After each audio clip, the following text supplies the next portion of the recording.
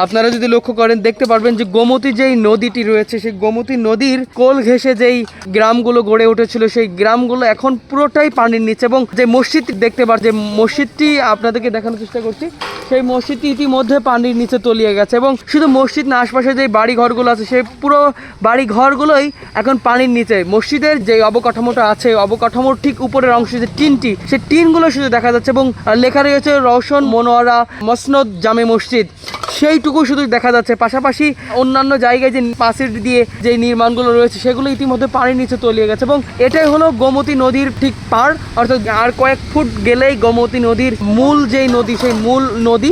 পাশাপাশি এটা হলো গোমতী নদীর অংশ, সেই গোমতী নদীর অংশটাই কিন্তু এখন পানির নিচে তলিয়ে গেছে। আশপাশ আপনারা যদি লক্ষ্য করেন দেখতে পারবেন যে আশপাশ পুরোটাই এখন পানির নিচে। যদি আরেকটু পানি হয় তাহলে এই যে পাশের যে বেড়িবাঁধটা দেখতে পাচ্ছেন, এই বেড়িবাঁধের ওই দিকে যে ওই এলাকার মানুষগুলো আরও ক্ষতিগ্রস্ত হবে। গোমতী নদীর পাশে যেই বাড়িঘরগুলো গড়ে উঠেছিল বা যেই গ্রামগুলো গড়ে উঠেছিল সেই গ্রামগুলো ইতিমধ্যে বিলীন হয়ে গেছে এই বন্যার ভয়াবহতা। আপনারা জানেন যে এই গোমতী নদীর পানি আসলে কোথা থেকে আসছে সেটা যদি বলি, ভারী বৃষ্টিপাত পাশাপাশি ভারত থেকে পানি ছেড়ে দেওয়ার ফলে এই দিকে কিন্তু বেশি আসছে, এমনটাই কিন্তু আমরা দেখতে পাচ্ছি। চারিদিকে যদি আপনারা লক্ষ্য করেন দর্শক দেখতে পারবেন যে কি পরিস্থিতি বিরাজ করছে। একটা মসজিদ পানির নিচে তলিয়ে গেছে। শুধু মসজিদ নয়, অন্যান্য যেই উপাসনা যে গৃহগুলো আছে, উপাসনালয়গুলো আছে, উপাসনালয়গুলো ইতিমধ্যে আসলে তলিয়ে গেছে। সব মিলিয়ে যদি আপনাদেরকে বলি, এই অঞ্চলে মানুষ খুব দুর্বিষহভাবে জীবনযাপন করছে এবং এই জীবনযাপনটা আসলে কতটা কষ্টের সেই বিষয়ে কিন্তু আসলে বলতে আর বাকি থাকে না। সামনে গেলেও বুঝতে পারবেন যে এই দিকের আসলে পরিস্থিতি কি। তারা বলছিল যে এই পানি একেবারে রাস্তার সমান সমান ছাপিয়ে গিয়েছিল, এখন কিছুটা হলেও কমেছে, তবে আরও বাড়ার আশঙ্কা রয়েছে, এমনটাই কিন্তু তারা জানিয়েছে।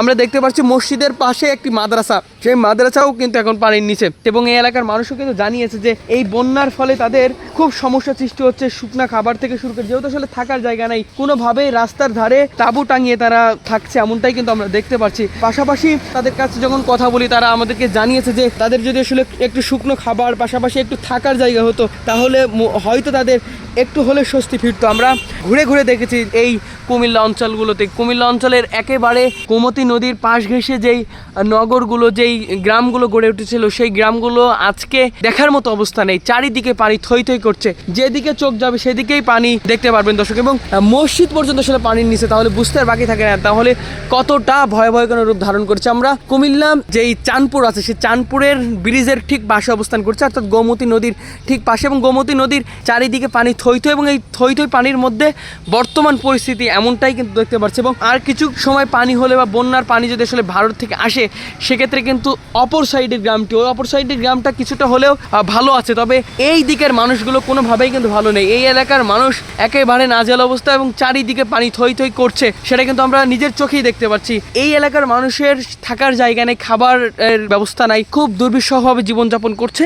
আগামী কত দিনের মধ্যে তারা ঠিক হতে পারবে, এই এলাকার পরিস্থিতি বা পানি নেমে যাবে সেটা নিয়ে কিন্তু আসলে অনেকের সন্দেহ রয়েছে যে 1 মাস 2 মাস 5 মাস, এটা নিয়ে কিন্তু অনেকের আসলে মধ্যে একটা আশঙ্কা রয়েছে আদৌ কি আসলে এই পানি নেমে যাবে কি, এমনটাও কিন্তু অনেকে বলছেন।